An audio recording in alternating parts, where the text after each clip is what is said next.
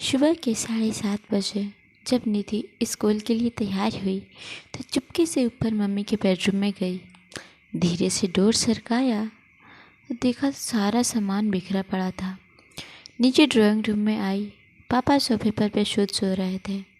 अपने रूम में आकर उसने अपने गुल्लक में से 50 रुपये निकाल कर पैकेट में रख लिए। बैग उठाकर बस के लिए निकलने लगी तो सरोज आंटी आई। निधि बेटा, आलू का पराठा बनाया है, खा लो। निधि ने मायूस नज़रों से सरोज आंटी को देखा। नहीं आंटी, भूख नहीं है। सरोज ने ज़बरदस्ती टिफ़िन उसके बैग में डाल दिया। निधि स्कूल के लिए निकल गई। सरोज सोचने लगी, बेचारी छोटी बच्ची साहब और मैम साहब की रोज़ की लड़ाई झगड़े से इस 13 साल की उम्र में कितनी बड़ी हो गई है। सरोज पिछले 10 सालों से नेहा व नरेश के यहाँ काम कर रही है। दोनों मल्टीनेशनल कंपनी में ऊंचे पदों पर कार्यरत हैं। निधि उनकी इकलौती बेटी है। किसी भी चीज़ की कोई कमी नहीं है, पर हर समय दोनों एक दूसरे से लड़ते रहते हैं। नरेश पिछले कुछ समय से नेहा से तलाक चाह रहा है और चाहता है कि निधि की जिम्मेदारी नेहा उठाए, और नेहा निधि की जिम्मेदारी नरेश को देने के साथ जायदाद में हिस्सा चाहती है। इस कारण दोनों लड़ते रहते हैं। बच्चे की जिम्मेदारी कोई नहीं लेना चाहता। दोनों एक दूसरे के लिए अपशब्द का इस्तेमाल करते हैं।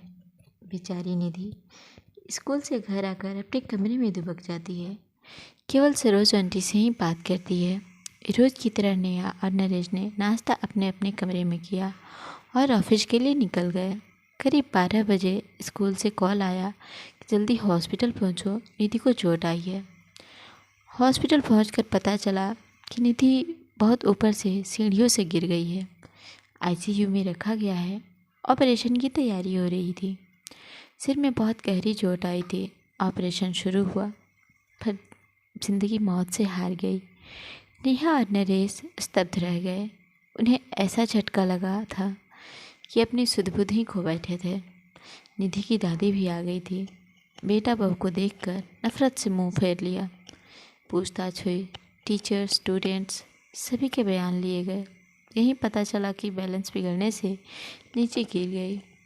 तेरहवां निबटने के बाद नरेश ने अपनी माँ को रोकना चाहा, पर उन्होंने आंखों में आंसू भरकर कहा, तुम दोनों खूनी हो। तुम्हारी जिद मेरी पोती को खा गई।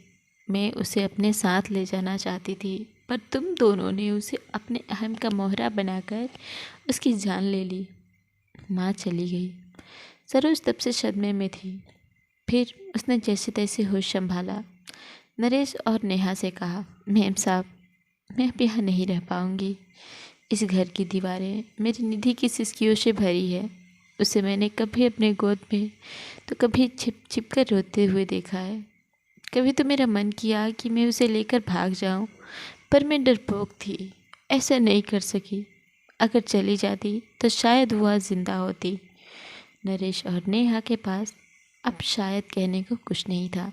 जैसे जैसे दिन बीत रहे थे, उनकी लड़ाई झगड़ा एक अजीब सी बर्फ़ में तब्दील हो चुका था। उनकी सारी भावनाएं अंदर ही अंदर एक खामोशी अख्तियार कर चुकी थी।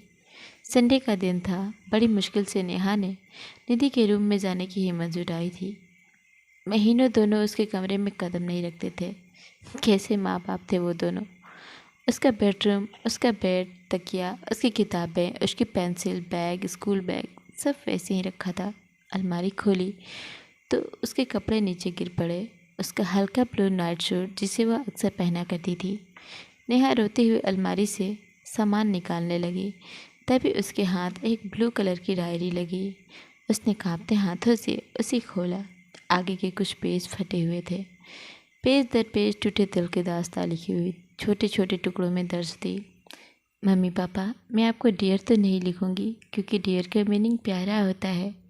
पापा, आप मम्मी को कहते हो कि तुम्हारी बेटी, और मम्मी आप पापा को कहते हो कि तुम्हारी बेटी। आप दोनों ने ये क्यों नहीं कहते कि हमारी बेटी। अगले पेज पर था, पता है, जब मैं मामा जी के घर जाती हूँ, मामा मामी मुझे बहुत प्यार करते हैं। मामा अनु को जब प्यार से मेरा बच्चा कहती है तो मुझे लगता है कि क्या मैं प्यारी बच्ची नहीं हूँ। मम्मा, मैं तो आपका सारा कहना मानती हूँ ना, फिर भी आपने मुझे कभी प्यारी बच्ची नहीं कहा। अगले पेज पर था, मम्मी, जब मैं बुआ के घर जाती हूँ तो बुआ मुझे बहुत प्यार करती हैं, पर खाना नक्श की पसंद का बनाती हैं। मम्मा, मुझे भी राजमा बहुत पसंद है। मैंने कहा था कि आप बनाओ, पर आपने कहा मुझे मत तंग किया करो, जो खाना है सरोज आंटी को बोला करो।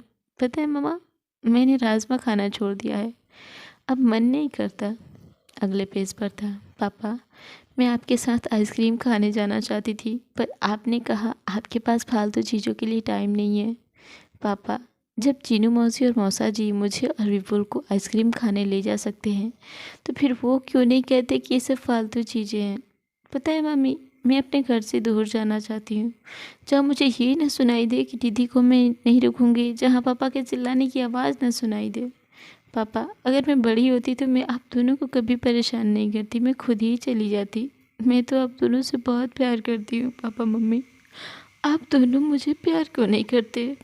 एक पेज पर था, I love you Saroj aunty, मुझे प्यार करने के लिए, जब मुझे डर लगता है अपने पास सुलाने के लिए, मेरी हर बात सुनने के लिए। और अंतिम पेज पर था, दादी आई लव यू, आप मुझे यहाँ से ले जाओ, आई प्रॉमिस कभी तंग नहीं करूँगी।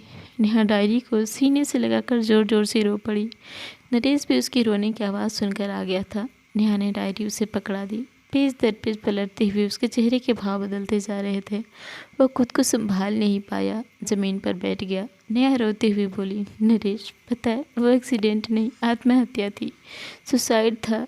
जिस रिश्ते को हम बोझ समझते थे, हमारी निधि ने उसे हमें हमेशा के लिए आज़ाद कर दिया। नरेश, हम दोनों ने अपनी बच्ची का खून किया है। नरेश फूट फूट कर रो पड़ा। सो फ्रेंड्स, ये कहानी ना हर उस घर की है जहाँ माँ बाप बच्चों के सामने लड़ते झगड़ते हैं। वो घर टूटता बिखरता है और उसका सबसे बड़ा खमियाजा बच्चे भरते हैं। अगर आप अच्छी परवरिश नहीं दे सकते तो आपको बच्चे को जन्म देने का कोई अधिकार नहीं है। जी हाँ, अच्छी परवरिश रुपए पैसे सुख सुविधाओं से नहीं होती। अच्छी परवरिश का मतलब है कि आप बच्चे की ज़रूरत के समय उसके कितने करीब हैं। सो फ्रेंड्स, अगर आपको कहानी अच्छी लगी हो तो प्लीज़ हमें कमेंट करके ज़रूर बताएं। और हाँ, चैनल पे नए हैं तो प्लीज़ चैनल को सब्सक्राइब कर लें। मिलते हैं ऐसे ही किसी दूसरी कहानी में। तब तक के लिए नमस्कार, प्रणाम। अपना ख्याल रखें, अपनों का ख्याल रखें। Bye bye.